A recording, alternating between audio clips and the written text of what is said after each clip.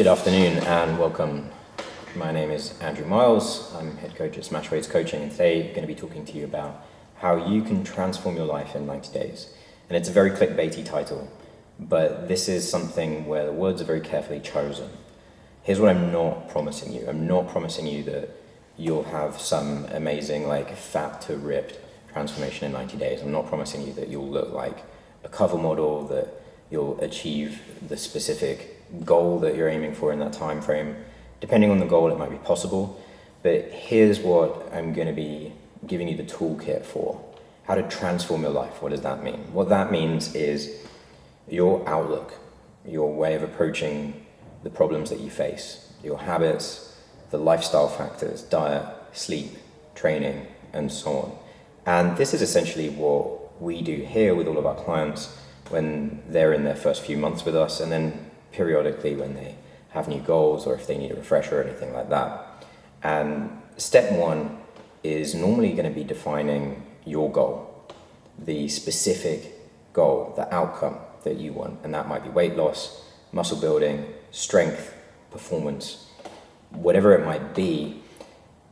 That actually doesn't matter too much other than to give you something to motivate you and keep you disciplined. Regardless of the kind of goal, the steps you need to take in order to transform your life are the same. The specifics will change depending on the goal a little bit, but each person has to undertake those steps. So after you've set your goal, the first thing to do is to understand exactly where you are right now. That allows you to understand the difference between where you're at and where your goal is. And it also helps you to understand if that goal is realistic and attainable and so on. And if you're not sure, well, that's where you talk to someone you might know, or you look up statistics and figures, try to gauge an average, and you try and figure it out. So, let's say the goal is you want to lose a stone and you want to do it in that 90-day window. So, that's going to be 12 to 14 weeks. A stone is 14 pounds. Is it realistic to lose a pound a week for 12 to 14 weeks? Yeah, absolutely. 2 pounds is realistic, 1 pound, certainly realistic. So the next step, once you've understood where you're at, and that involves, the metrics that are relevant to your goal, as well as the metrics that are relevant to the lifestyle factors we're going to talk about that you need to improve, and it involves, with us, a bit of a movement assessment and a lifestyle assessment. It's then figuring out how to make the daily actions take place that move you from A to B in a straight line, or as straight a line as possible, rather than from A to B in like a wiggly, windy, crazy thing. And, for most people, that's the benefit of coaching. Most people, if they're figuring it out for themselves, that's where you get the wiggly, windy thing.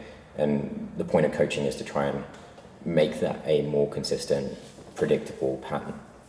So what does that involve? Well, it involves looking at your sleep, your stress, your work-life balance, commitments, family, friends, hobbies, activities, likes, dislikes. Obviously involves looking at your food, and that's important whether you're trying to lose weight, gain, maintain, aim for performance, whatever it is. And it involves looking at things that might be roadblocks or barriers in the future. And it involves looking at the way you approach your day from when you wake up to when you go to bed, and even how you sleep. And that can be very important for a lot of people.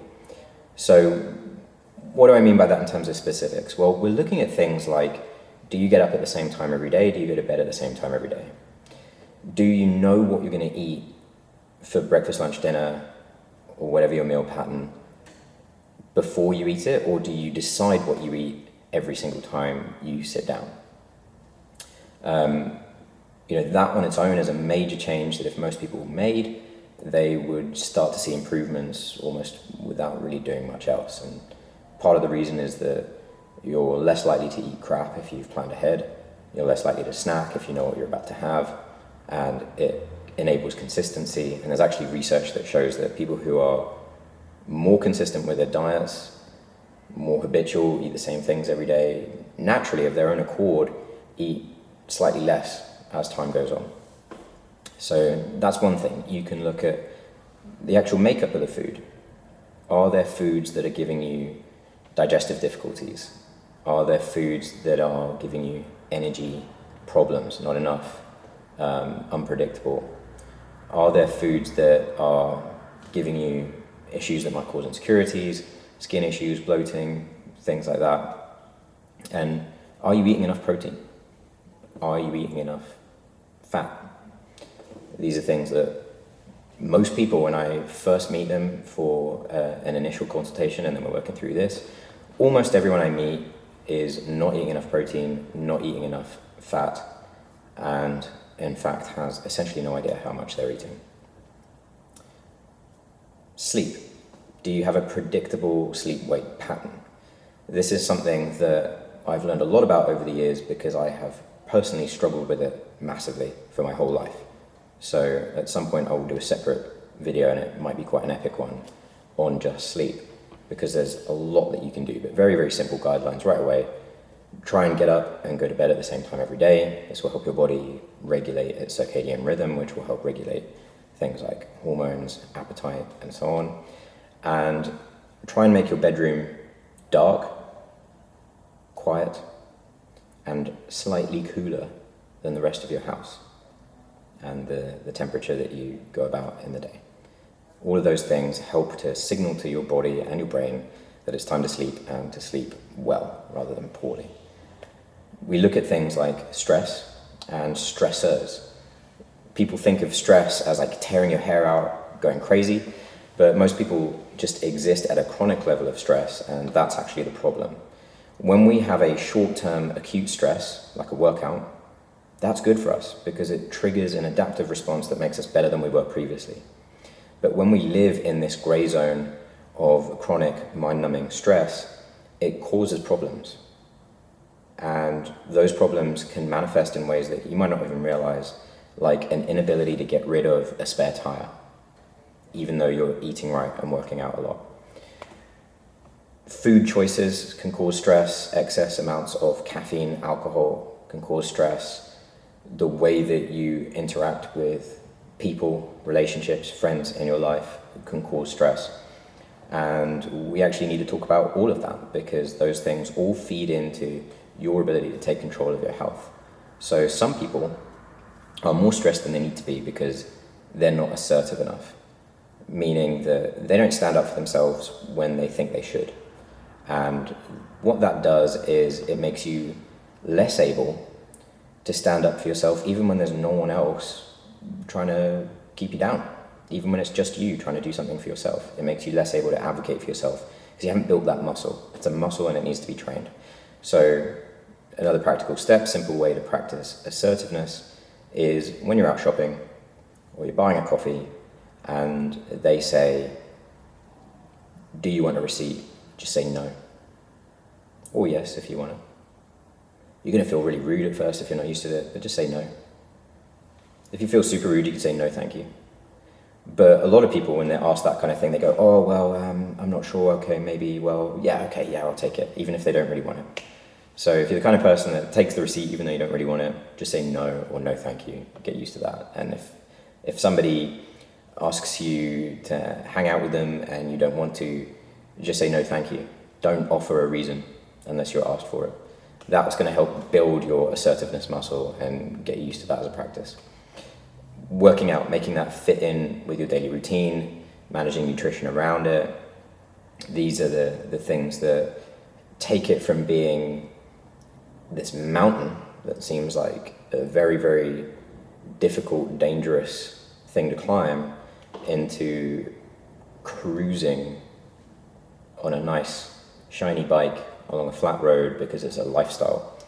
You go from the point of wondering how you're going to motivate yourself to doing a workout to feeling really bad if you're 10 minutes late for when you thought you were going to work out and you look forward to it. So it's how to engineer those changes is really important. What were some of the other things we mentioned? So the mindset, the approach to it, the time planning, and the workouts themselves. Now, each of these things build them on themselves, and we're working towards that outcome goal. How we get there are these actions, so we need action goals. What of those do you actually need to do each day? I've talked about a lot of things already, And for most people, it's simply impractical or too much to just try and implement everything all at once. So the simplest way to do it is one action at a time. You make a goal where, okay, this week my goal is to do one thing new, beneficial towards my overall goal, or maybe two things. So maybe in your first week it's, okay, I'm going to get up at 6 a.m. every morning. That's going to be my action goal. And maybe the other action goal is I'm going to do 4 workouts. And it's a tick box exercise, but the thing about hitting those action goals is if you do those regularly, routinely, for years and years on end, you'll be absolutely blown away at the results you get. And that's really the secret. The secret is simple things done for a long time, consistently. So map those action goals out. When we do this with clients, we assess what is most important for them. Is it working on their mobility? Is it getting their nutrition in check? Is it getting those lifestyle factors in check? Is it addressing a psychological barrier that is preventing them from making those changes? Any number of those things, we do it in priority order. We help them work through it. And some of these things will happen easily. And if there are ones which you think are going to happen easily, it's worth just doing those, building momentum. And some of them will take longer and will be a challenge, and you might not necessarily have mastered them in 3 months. It might take you 3 years or longer. But knowing that you're working towards them will allow you to keep working towards them and feeling proud of yourself and boosting your self-esteem along the way.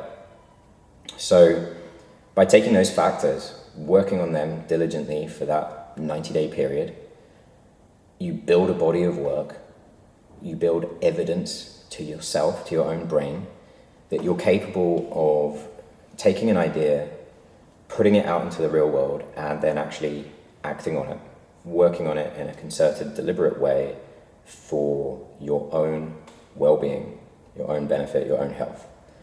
And when you do that, by creating this body of evidence, make it gradually easier and easier and easier to do it, because you transform your own perception of who you are.